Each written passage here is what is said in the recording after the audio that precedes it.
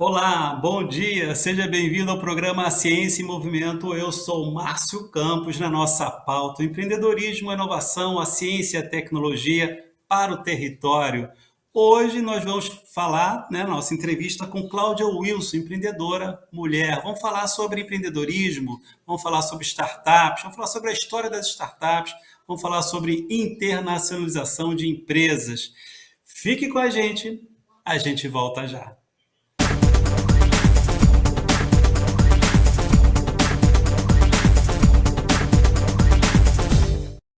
Seu negócio teve que fechar as portas? Tá difícil anunciar a venda pela internet? Calma, nós podemos te ajudar.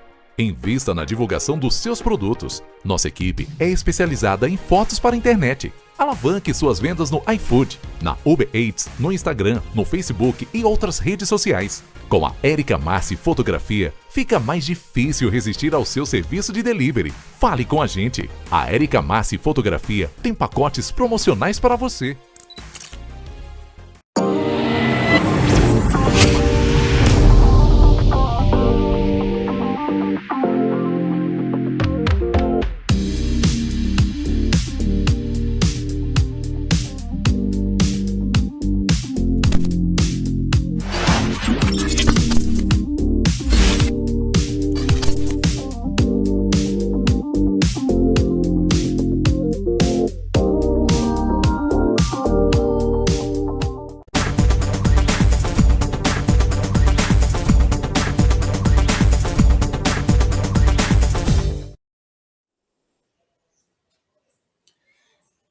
Estamos de volta com o programa Ciência em Movimento. Eu sou Márcio Campos. Estamos iniciando mais uma edição do programa Ciência em Movimento e um programa muito especial de hoje, porque hoje marca praticamente 10 anos do programa Ciência em Movimento, programa que começou aqui na TV Petrópolis em 2014, em janeiro de 2014, e hoje a gente completa praticamente 10 anos. Ano passado eu vim falando sobre isso, né, o 10º ano do programa Ciência e Movimento, e hoje a gente efetivamente celebra essa data muito bacana para a gente, porque se você olhar o programa Ciência e Movimento ao longo desses anos todos, você vai ver uma história sendo contada de ciência e tecnologia, em particular no interior do estado.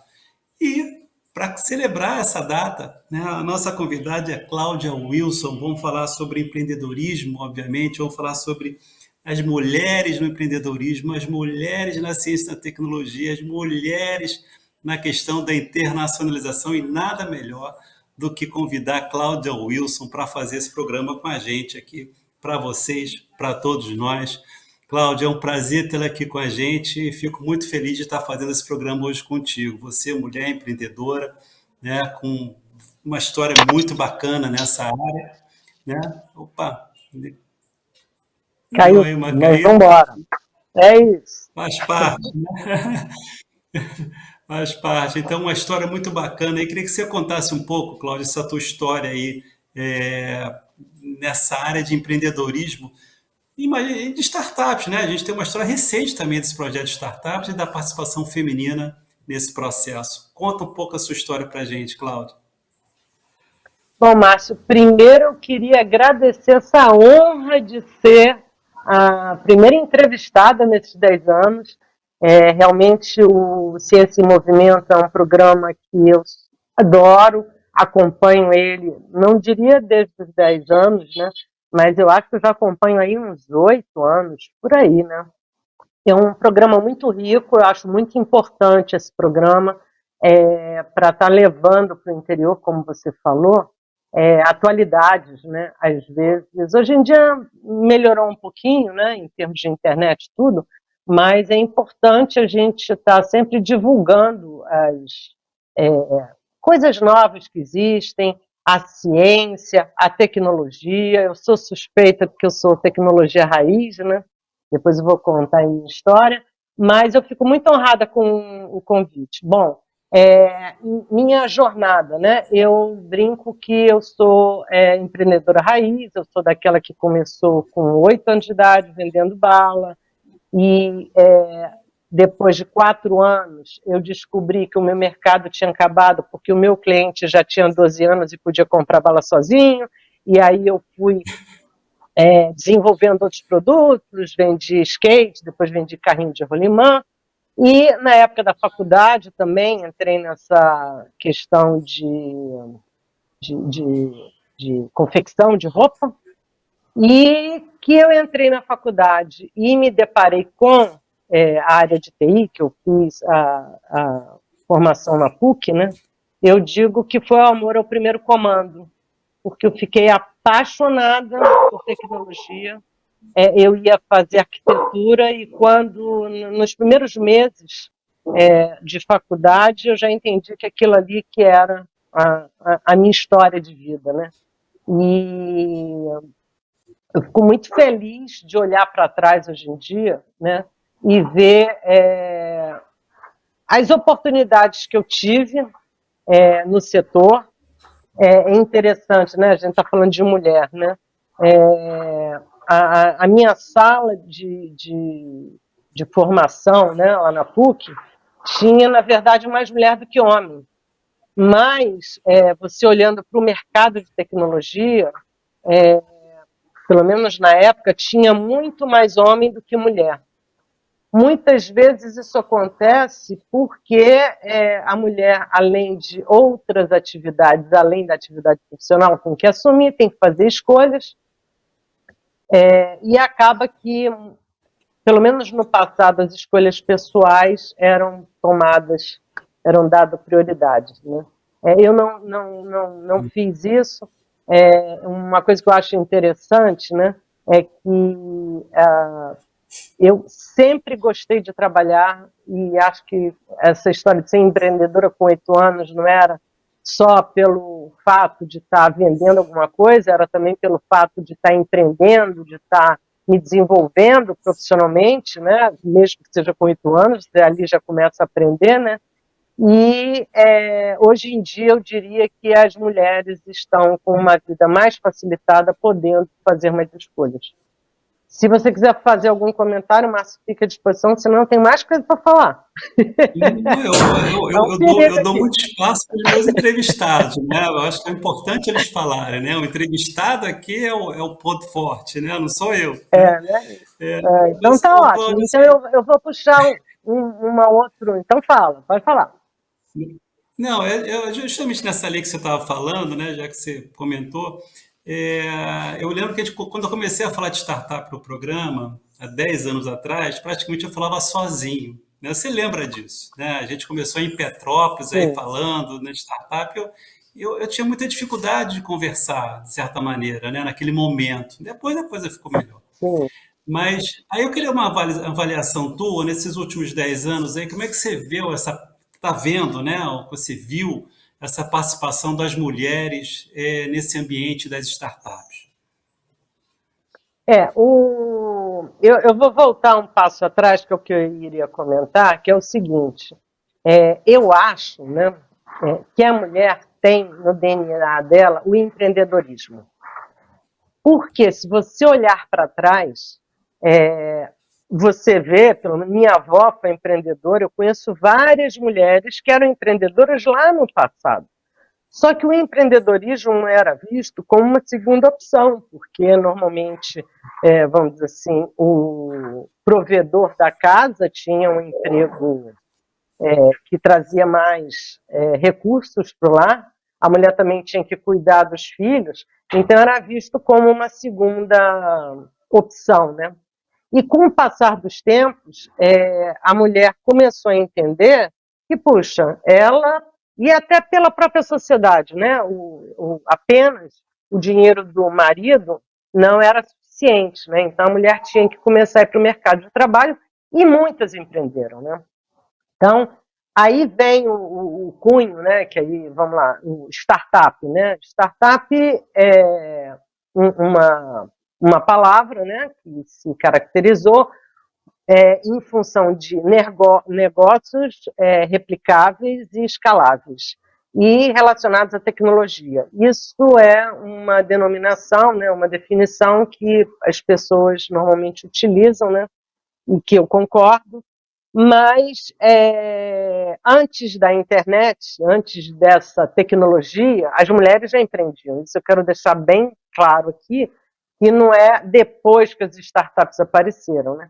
O que eu acredito é que, nesse momento, por várias conjunturas, as mulheres não tinham muito acesso à tecnologia, não eram muito ligadas à tecnologia. E talvez vamos dizer assim, a proliferação de startups com mulheres não tenha sido igualitariamente quanto os homens. E tudo isso vamos dizer assim, um amadurecimento do mercado, né? Tanto a sociedade amadureceu em entender que a mulher se entender que ela pode estar no mercado de trabalho, como o próprio ambiente de startup. Então, lá atrás, realmente existiam algumas, vamos botar assim, startupeiras. Eu sempre fui startupeira, mas eu diria que era um grãozinho perto aí do ecossistema, né? Mas sempre existiu, e as mulheres, eu acho que começaram a reconhecer que elas têm esse espaço, que elas têm essa capacidade, e começaram a avançar. Não diria que já está igualitariamente. Tem aí também algumas coisas que o relacionamento, às vezes, as mulheres, vamos dizer assim, na hora de buscar um investidor, depois disso a gente fala mais na frente, né?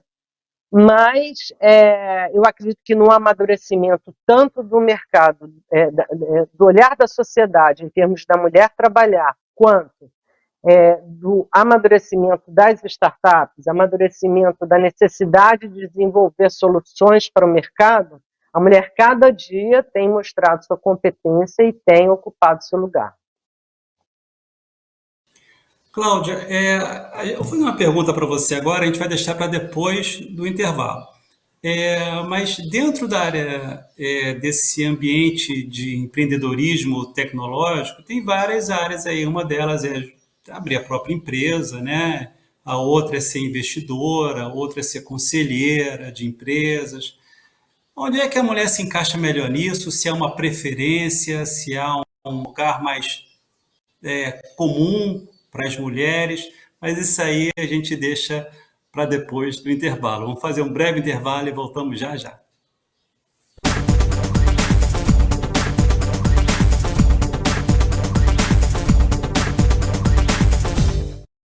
Seu negócio teve que fechar as portas? Tá difícil anunciar a venda pela internet? Calma, nós podemos te ajudar.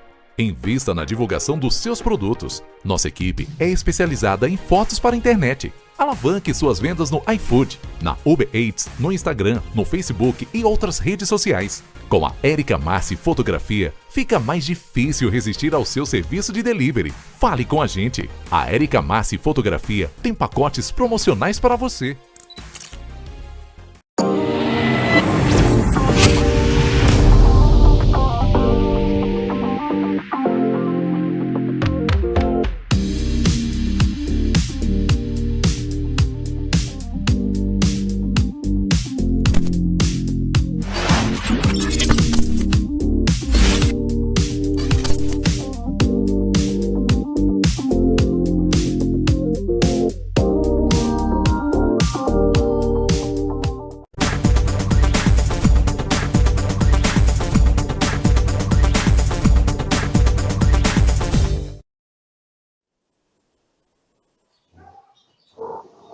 Estamos de volta com o programa Ciência e Movimento, entrevistando Cláudia Wilson, né?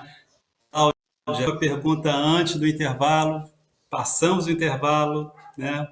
Qual o papel da mulher, onde é que você vê a mulher mais atuante, seja na área empreendedora, seja do aconselhamento, seja na área da investidora? Onde é que você vê essa presença maior, mais confortável, vamos dizer assim, né? Mais intensa da mulher? Olha, essa frase é meio batida, mas eu concordo com ela. A mulher está onde ela quer estar. E ela tem que reconhecer. A minha jornada profissional sempre foi essa. Eu nunca me vi, vamos dizer assim, em termos de diferença de gênero, né? O que eu me via, que eu era uma profissional e que eu tinha capacidades e habilidades diferentes de outras mulheres, de outros homens, e vamos que vamos, que o mercado está aí. Foi sempre como eu enxerguei e acredito que as mulheres, muitas mulheres se enxergam, normalmente as mulheres que têm destaque é porque elas se enxergam desse jeito, né?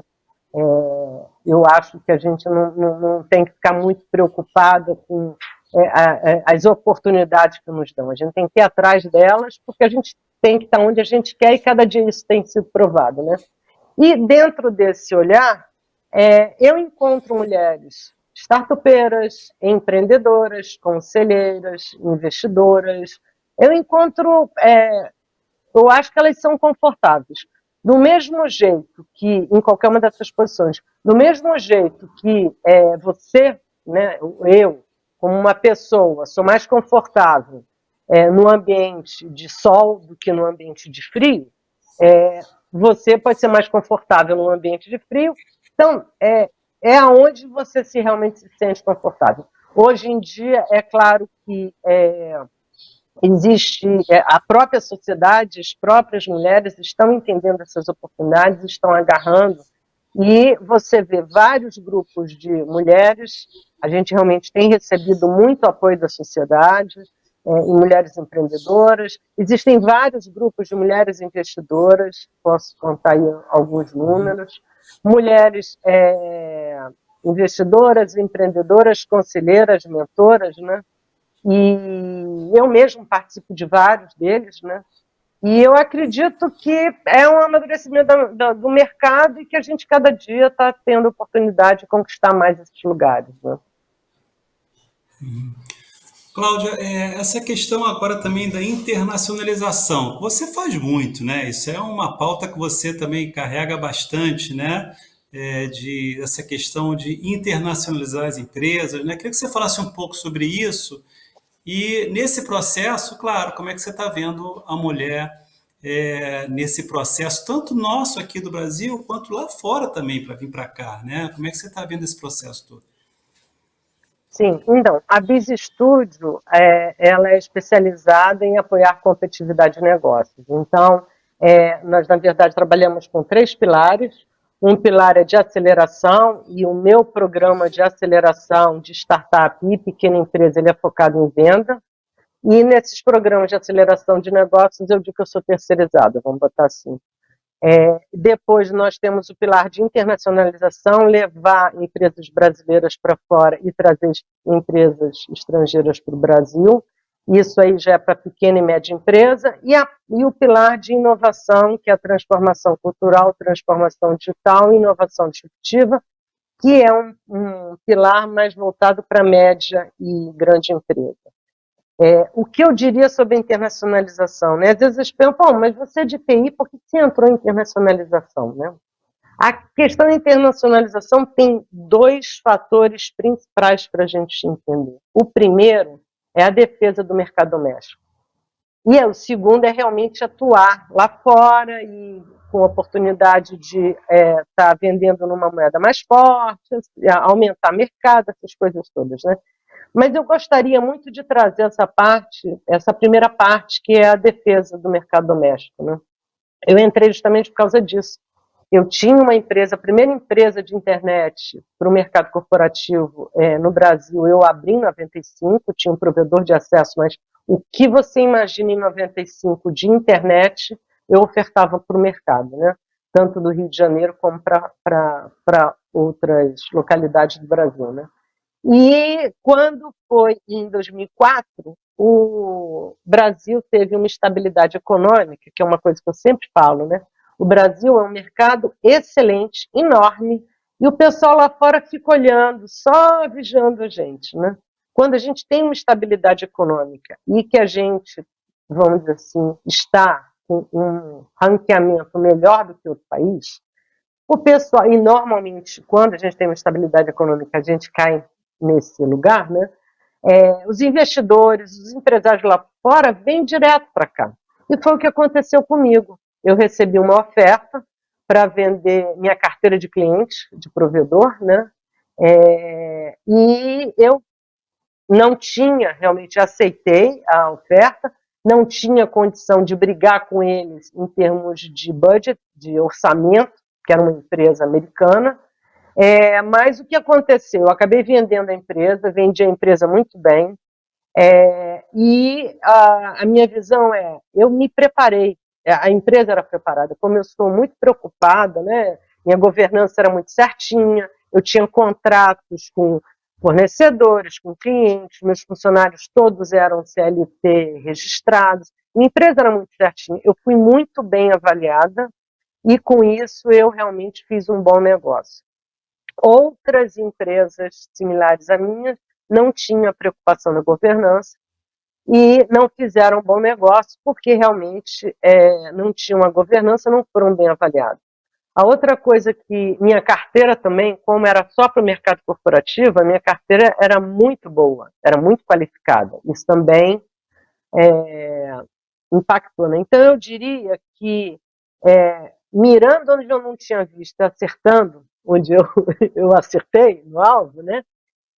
Eu, de certa forma, eu era preparada para uma fusão, para uma aquisição, ou até mesmo para brigar no mercado.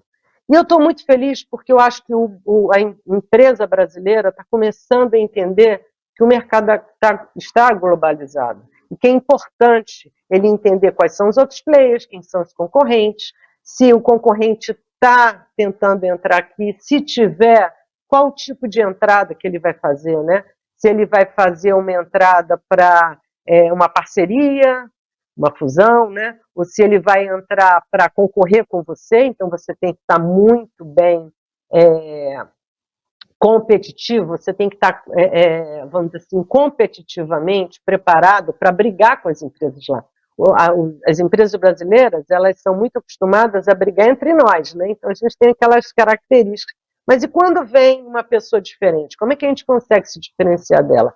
Como que a gente... E uma coisa que me chateia é que se a gente está dentro do mercado, eu conheço o meu mercado, eu tenho até um workshop que eu faço, que, entre aspas, é uma vergonha a gente perder dentro de casa, que nem futebol, né? Como é que a gente vai perder dentro de casa um jogo? Então a empresa brasileira tem que entender que ela tem condição de competir com empresas internacionais porque ela está dentro de casa, agora ela também tem que se preparar para isso. E aí, com o olhar da mulher, existem várias empreendedoras, várias executivas que estão nesses cargos e estão assumindo posições de tomada de decisão, o que eu vou fazer com a minha empresa. Vou atuar lá fora, eu vou defender o mercado doméstico, né? E cada dia mais isso tem crescido. Eu acho que a Apex está com um programa muito interessante para um programa só de mulheres para internacionalização, mas o que eu queria chamar a atenção, tanto faz empresa dirigida por mulher ou por homem, o Sebrae do Rio de Janeiro tem um programa excelente, que é o ProGlobal, e ele capacita as empresas a estarem atuando em outro mercado, inclusive a defender o mercado doméstico. Eu sou consultora do Sebrae também nessa atividade, e é um programa riquíssimo. Ano passado a gente formou 30 empresas do setor de serviços, eu sou especializada no setor de serviços, e a gente conseguiu capacitar essas empresas a tanto defenderem o mercado doméstico quanto estarem atuando em outros países. E a gente teve grandes surpresas de empresas que normalmente o pessoal pensa em Portugal e Estados Unidos. E o que eu chamo a atenção é que são brigas engraçadas, diferentes, né? Estados Unidos é um mercado extremamente competitivo, e Portugal é um mercado pequeno que, na verdade, serve ponte para o mercado europeu ou para a Europa Oriental, vamos dizer assim, né? E eu acho que a gente consegue, né? É importante o empresário entender que existe, gente, o mundo. A América do Sul tem vários países que a gente tem condição de estar atuando. Vamos dizer assim, a Europa tem vários países, o pessoal só pensa em Portugal. Eu sei que é pela facilidade da língua, mas a gente tem como contornar essas situações. O importante é você ver que existe mercado e que você tem condição de se capacitar. Tem uma questão que o brasileiro, às vezes, brasileiro e algumas outras nacionalidades, que eles são muito impetuosos. Eles acham que conseguem resolver tudo. Não, gente, a gente tem que se capacitar. A briga não é briga boba, não, é briga de cachorro grande. Tem países pequenos, que eu até digo, Chile, Estados Unidos, e eu vou terminar. Chile, Estados Unidos, Portugal, por exemplo, eles já começam os negócios deles internacionais porque eles quase não têm mercado. Cláudia, infelizmente está chegando no final do programa. Tinha outras perguntas para te fazer aqui, mas a gente deixa para uma outra entrevista, né? Tá? Pois é, olha só, Cláudio Wilson tem que ser 3, 4, 5 capítulos, porque é muita coisa para falar. Obrigado, mas, Márcio, Cláudia. muito obrigado. Espero ter atendido aí sua necessidade, tá bom? Beijo. Grande abraço para todos nós. Até a próxima. Até a próxima. Forte abraço. Tchau para todos.